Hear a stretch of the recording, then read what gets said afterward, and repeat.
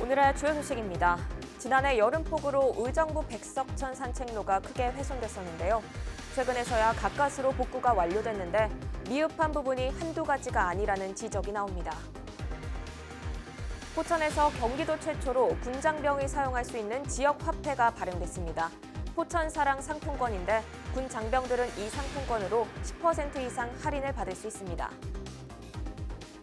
경기도의회가 경기 북부 거점병원 건립을 위해 전문기관에 연구 용역을 맡기기로 했습니다. 하지만 병원 건립 권한을 갖고 있는 경기도는 병원 건립에 관해 아직까지 정해진 것이 없다는 입장입니다. 포천시가 2020년 행정안전부 특수상황지역개발 신규 사업에 총 사업비 107억 원 규모의 2개 사업이 선정됐다고 밝혔습니다.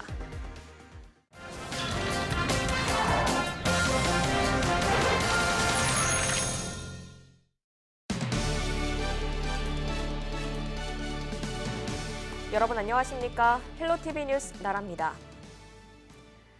지난해 여름 사흘간 쏟아진 폭우로 의정부 백석천 산책로가 크게 훼손됐었는데요. 이후 복구가 계속 미뤄지다가 최근에서야 복구가 마무리 단계에 접어들었습니다. 하지만 미흡한 부분이 한두 가지가 아니라는 지적입니다. 김초롱 기자가 취재했습니다. 의정부 백석천 산책로입니다. 재해 복구가 끝나가는데 곳곳에서 엉성한 모습이 눈에 띕니다. 산책로 아래 바위 틈을 메꾼 시멘트는 일부 구간에서 벌써 부식된 모습입니다. 손바닥만한 구멍도 보입니다.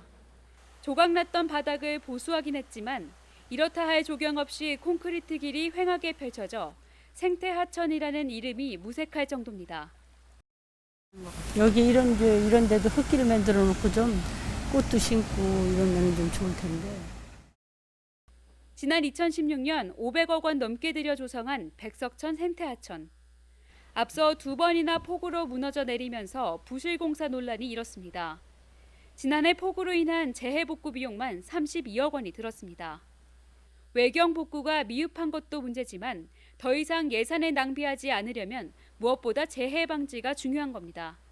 하지만 올해 예산 문제로 상류 지점에 홍수 방지 시설이 설치되지 않았습니다.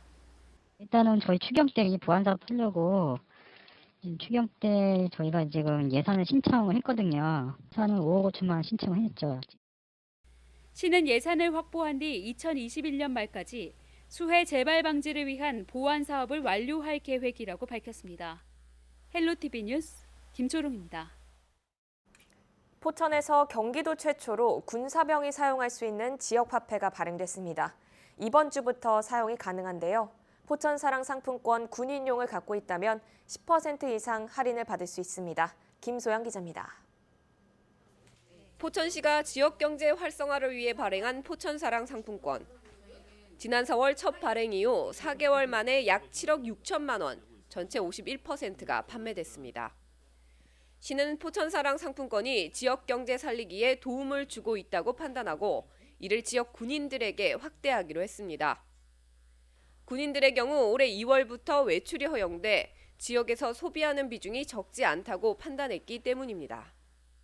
네, 저희가 지역경제 활성화를 통해서 포천사랑 상품권을 발행했는데 그 이후에도 이제 군부대 국방개혁에 따라서 군부대가 이전하기 때문에 지역경제에 위축되기 때문에 저희가 민관군 협력위원회를 통해서 군사병에게 판매되는 상품권은 기존과 달리 카드형입니다. 충전 금액의 10%를 할인된 가격으로 구매할 수 있는데 예를 들어 10,000원을 충전할 경우 9,000원만 결제하면 됩니다. 네, 지금 보시는 이 상품권이 포천 시민들이 사용하고 있는 포천사랑 상품권입니다. 추석 전까지 10% 할인 이벤트를 진행하고 있는데요. 이 카드는 군사병을 위한 포천사랑 상품권입니다. 이 상품권을 갖고 있는 군사병의 경우 상시 10%가 할인이 가능하고요. 최대 20%까지도 내년이면 할인받을 수 있습니다. 상인들은 반기는 분위기입니다. 일단 저희 상인 입장에서는 여기 포천이 군사지역이다 보니까 많은 군인들이 있고 그 군인들이 지역 외 아닌 이 지역 내에서 소비를 한다고 하면 지역의 경기라든지 소비 활성화 이런 점에서 활성화돼서 저희 그 상인들한테는 큰 도움이 될 것 같습니다. 경기도에서 처음으로 시행되는 군인 전용 지역 화폐 포천사랑 상품권. 포천시는 군인 복지뿐만 아니라 침체된 지역 경제에도 활력을 불어넣을 수 있을 것으로 기대하고 있습니다. 헬로티비 뉴스 김소영입니다. 경기도의회가 경기 북부 거점병원 건립을 위해 전문기관에 연구 용역을 맡기기로 했습니다. 이번 연구에선 경기 북부 거점병원을 어느 지역에 건립할지 등에 대한 분석이 나올 것으로 보입니다. 연구 용역을 추진하려면 관련 예산이 마련돼야 하지만 예산 지출권을 갖고 있는 경기도는 아직 명확한 입장을 밝히지 않고 있습니다. 정의시 경기도의회 보건복지위원장은 거점병원 건립을 위해 이재명 지사의 결심이 필요하다며 이 지사와 면담하겠다고 말했습니다. 경기 북부 지역엔 현재 총 14개의 종합병원이 있지만 동두천과 연천, 포천 등 접경 지역엔 종합병원이 한 곳도 없어 의료 인프라 개선이 시급하다는 지적이 제기되었습니다. 포천시가 2020년 행정안전부 특수상황 지역개발 신규 사업에 총 사업비 107억 원 규모의 2개 사업이 선정됐다고 밝혔습니다. 김명호 의원은 지난 12일 행정안전부 지역균형발전과 관계자를 만나 포천 지역 주민들이 이용할 수 있는 교육문화시설 건립 사업이 예산에 반영될 수 있도록 요청했습니다. 이번에 신규로 선정된 사업은 포천 도서문화센터 건립 사업과 한탄강 지질공원 실감형 디지털 체험관 조성 사업입니다. 경기북부경찰청 고속도로 순찰대 신설이 사실상 확정 단계에 들어간 것으로 알려졌습니다. 경기북부경찰청은 고속도로 순찰대 신설안이 국회 최종 심의 절차만 남겨두고 있어 조만간 전담반을 만들어 순찰대 본격 운영에 대비한다는 계획입니다. 경기북부경찰청 고속도로 순찰대는 73명 정원에 순찰차 21대 규모로 운영될 예정으로 서울 외곽순환고속도로 등 경기 북부 지역 주요 고속도로를 담당합니다. 경기북부경찰청은 지난 2016년 개청했지만 고속도로 순찰대가 없어 주요 고속도로 순찰을 경기 남부청과 인천청에 맡겨야만 했습니다.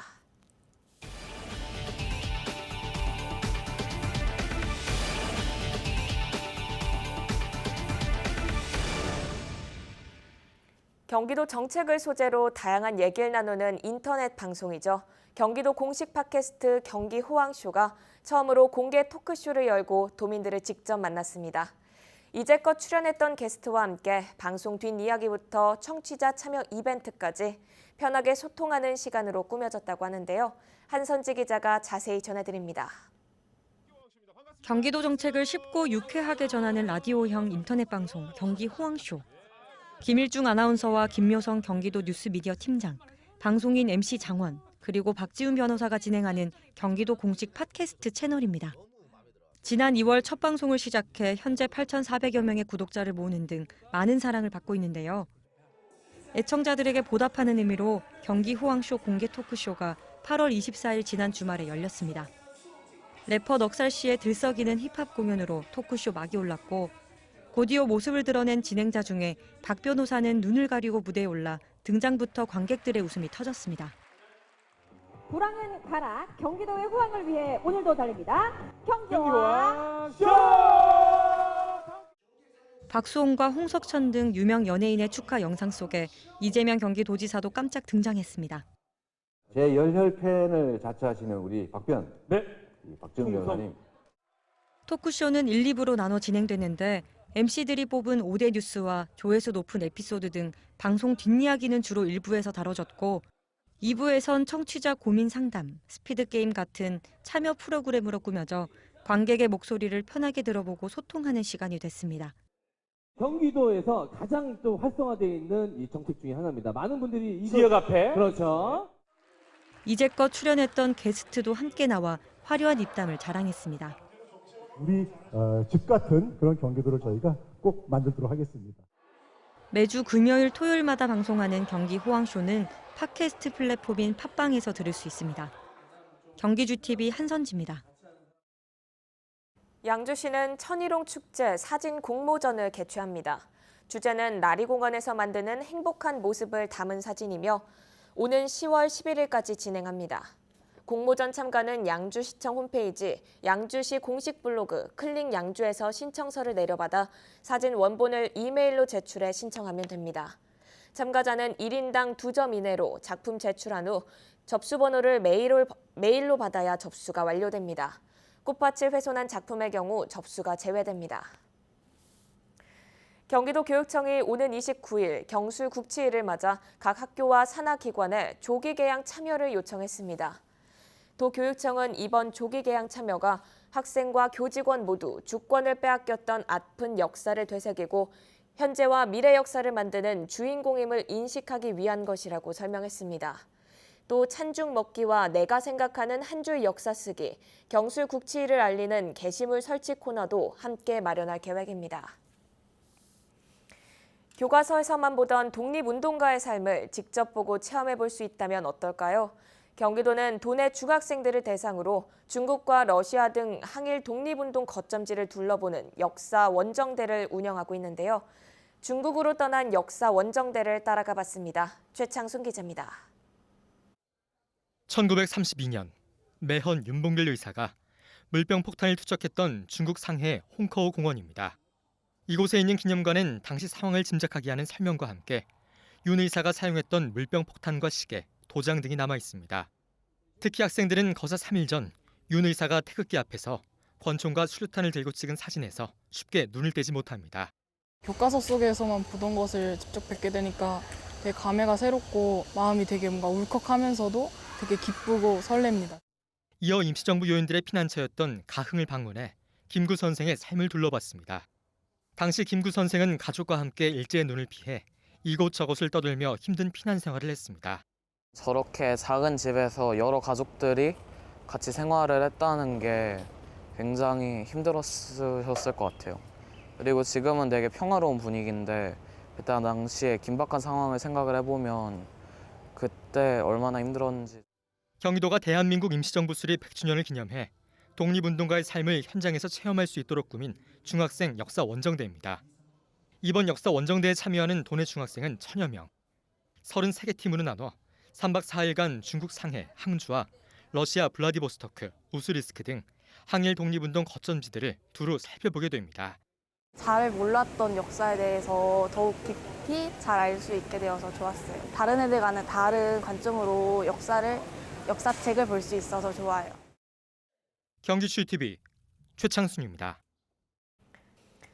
경기도의회가 학교 비품에 일본 전범기업 제품을 표시하는 조례 제정에 나섰습니다.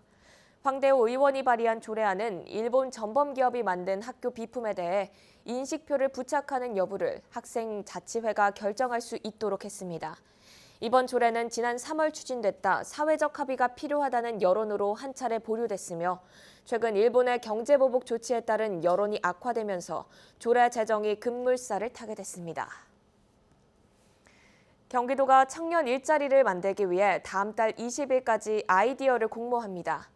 만 19세 이상 39세 이하 국민이면 누구나 참여할 수 있으며 5인 이내 팀을 구성해도 가능합니다. 주요 심사 대상은 효과성과 실현 가능성, 창의성과 지속 가능성 등이며 경기도는 1차 심사를 통해 15개 팀을 선발한 뒤 최종 성과 발표 대회를 통해 최종 6개 팀을 선발합니다. 상위 6개 팀에는 최우수상 500만 원 등 모두 1,700만 원의 상금이 주어집니다. 이어서 날씨 정보입니다. 흐린 날씨가 이어지며 더위가 주춤하겠습니다. 수요일 최저기온은 20도, 최고기온은 29도를 보이겠고 미세먼지 농도는 보통 수준을 보이겠습니다. 경기 북부 주간 날씨입니다. 목요일에는 한 차례 흐리고 한때 비가 오겠습니다. 이번 주말에는 맑은 날씨 속에 나들이 하기 좋겠습니다.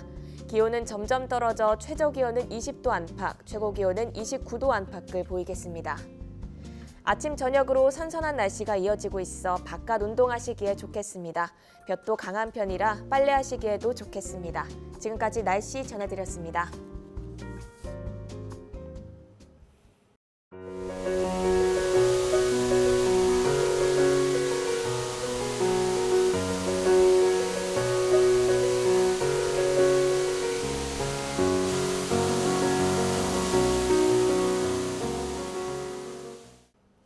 이상으로 뉴스를 마칩니다. 저희는 언제나 지역 주민 여러분 곁에 있겠습니다. 함께해 주신 여러분 고맙습니다.